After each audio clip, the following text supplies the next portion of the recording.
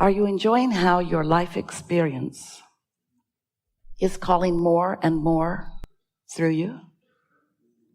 Can you feel your desires, the basis of your deliberate creation, forming within your focus just because of your response to life? Can you feel clarity about what you desire and therefore where you would like to move toward? Can you feel that happening just as a natural response to you being alive in this leading edge creative environment? How do you feel in relationship to those new desires that keep happening within you? Do those desires enliven you? Do they thrill you? Do they call you? Or do they worry you and concern you and tease you? Because the way you feel about these desires that keep forming within you, it's everything about your joy factor. It's everything about your allowance factor. It's everything about your state of being, really. How you feel in relationship to the desires that are born naturally from your exposure to life. It's just the way you knew it would be. You knew that you would come forth a part of you. A lot of you stayed in the non-physical realm. You came forth into this body knowing that this life would inspire you to more. You knew that the contrast and variety is the basis of all expansion. And you come not just willingly, but eagerly about what will be awakened within you. So when your exposure to life helps you to be aware that you prefer this to this and that you want more of this and less of this, when your life shows you and you can feel what you prefer, that energy, because of your focus in life, moves forward from you into what we call a vibrational reality, which is the beginning or the basis of what you call your manifested reality. This vibrational reality is so real that we call it the vortex, wanting to give it a framework that you can contemplate. This vibrational reality that is the vibrational basis of a lot that's already here and of so much more that is still coming. And the larger part of you, the non-physical part of you, the part of you that remained non-physically focused when you came into this body, that part of you dwells there, is that, becomes that reflection of each and every piece of each and every preference and desire that you find as you are leading edge, magnificent creator out here on the leading edge. So when you see something you don't want and therefore emit a clear vibration of what you would prefer, your inner being knows that preference and immediately becomes it and stands as a vibrational beacon, better said, signal for you to tune to. So that part could be easier for you than you are letting it be for this reason. As you emit these vibrations of desires or of any thought that you are thinking, there is a response to that vibration that is a request. Even if it's something you don't want, it is still a request. Because you get what you think about whether you want it or not, so you are requesting it even if you don't want it. When you shout no, that's a request. No, I do not want that. We know you don't, but the law of attraction is responding to your vibration, not to the direction of your words. So, as the law of attraction is responding to your vibrational output, that's what makes everything come together in the way that it does. That's what calls the cooperative components to each and every signal that is uttered. Uttered is not quite the right word because uttered implies spoken. And your vibrations are not spoken. They are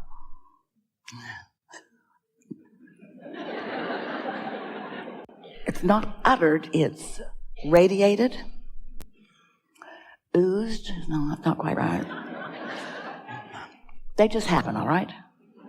Your vibrational frequency radiates from you like rockets, and the law of attraction responds to it. Now, the reason that we are wanting you to contemplate the law of attraction in this early statements here today is because we want to point out to you that there's you, here you are, you're magnificent in these bodies, and there's the you from which you have come that still remains, that some humans call your soul, some call it source, some even call it God. We call it your inner being. It's that inner part of you that remains at the same time that you're here in this physical body. So now let's talk about the law of attraction in response to all of that. So here's this pure positive energy from whence you have come. This pure energy that is love, that is knowing, that is stability and confidence, that is pure positive energy, in that no resistance that you could discern from your physical environment. In other words, it's a purity. It is a pure, non-diluted, non-contrasted, not slowed down in any way, therefore powerful vibration. This is the energy that creates worlds. And that's who that part of you is. So that larger part of you, now contemplate the law of attraction responding to that larger part of you. Oh, feel for just a moment. Try to contemplate what that means in terms of your expansion, in terms of your blessedness, in terms of your power to become. So here's this law of attraction responding to this non-physical energy of you, calling all cooperative components to your desires, not to the trouble that caused you to want it, only to the desires. So what's being summoned on your behalf to that larger part of you is all that you are asking for. The freedom and the clarity and the abundance and the wellness. Everything that you are asking for is being summoned on your behalf to that larger non-physical part of you. All cooperative components gathered. Sometimes you catch a glimpse of it and you stand in amazement at the perfection and the bigness and the wholeness of what's happening on your behalf. The question that this forum wants to ask of you and answer to the degree that you can let it in: how cooperative are you in your componentness? Are you a cooperative component, or do you stand as a vibrational holdout, defending where you stand in your defiance of well-being? Of course I want more money if I could only get more money. Everyone wants more money. Don't be stupid about that. Of course everyone wants more money. I want more money. But where is the money? Money just does not come to me. Money has not been coming to me. There is no money. And we say, that's the way you hold yourself in vibrational defiance of the money that's being called. The cooperative components are being gathered. Are you one? Not right then. It's all right. We like your eagerness of life.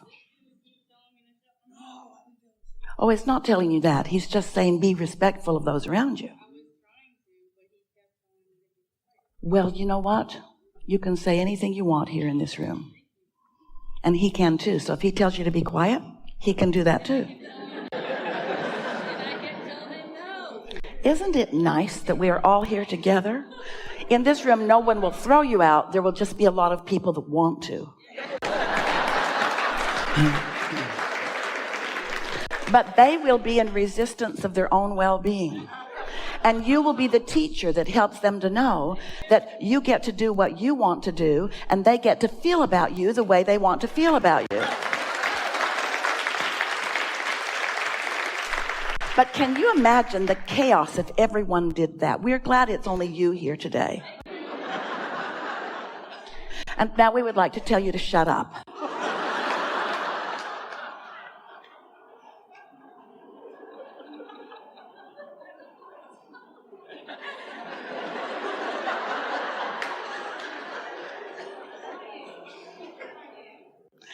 It's all right. It's all right. So as we're playing together here today, it's our desire that we can help you to feel the pure essence of your well-being. We want you to find that feeling place that allows into your experience what you want. It was a wonderful experience for her. She was standing with a group of a lot of people to board an airplane in Barcelona the other day. And she had a first-class ticket and was standing in that queue ready to get on. And the gate agent was calling for anyone who needed extra time to board. And so quite a trail of people were doing that. And so on they were going and on they were going. And the boarding had been delayed. And so everyone had been standing in the area, hundreds of people. It was a big aircraft for quite a while. And as this stream of people were boarding, there was a woman standing a few people behind Esther, and she was annoyed at all of the people who were getting on the airplane ahead of her, even though she'd paid a lot for her first-class ticket and her priority boarding. She was like you in that she was uttering it out loud. She felt the injustice of it, and she was saying out loud, really loud, like you. She was saying, why are they getting on early? I don't see a wheelchair. I don't see a crutch. I don't see a cane. I'm 75 years old, she said, and I'm not boarding early. Why is she boarding early? Well, what's wrong with that one? And Esther didn't know if there was anyone with her, but if they were with her, they weren't letting it be known.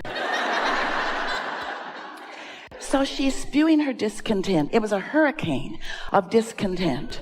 And then as they're walking down the jetway, she's walking behind Esther, a few people, and she's still spewing her discontent. She's looking for someone to agree with her, and no one would even look in her direction. Esther, who often will support anyone in anything, kept moving further and further away from her because she did not want to be associated with her. And when they got on the aircraft, she was still telling anyone who would listen, which was no one. Even the flight attendants who she thought were paid to listen to her were not really listening to her. In other words, she was having a hard time. And Esther sat in her seat and thought, this is the best example I've ever seen of what Abraham is talking about, of when we are spewing this hurricane of protest and discontent, how it affects those around us in a very visual way. But this is the way the entire universe works, because when you want something but are protesting the absence of it, instead of getting what you want, you get more of the absence of what you want. It was such a good demonstration of how it all works. And then Esther thought to herself, I've thought some of those same thoughts. Sometimes I wonder, why are you getting on early? I'm just not as honest as she is. I'm just more concerned about what other people think about me, which is not necessarily a good thing, is it? Uh-oh, we stirred you up, didn't we? So,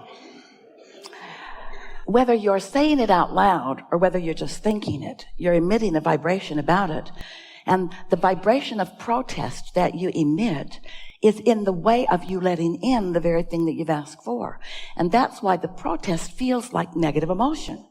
Because when you feel negative emotion, it means that the larger part of you is summoning on your behalf something that your protest is not letting in. And it doesn't matter if it's a protest that's verbal and out loud, or if it's just a protest you're feeling. When you feel taken advantage of, or when you feel unappreciated, when you feel sorry for yourself, even if you have recent and valid evidence to feel that way, you still perpetuate a vibrational frequency that messes up, that gets in the way of, that hinders the well-being that is being summoned on your behalf. And that's what we mean by you not being a cooperative component to your own desires, to your own well-being, to the summoning that's been summoned, being continually summoned on your behalf.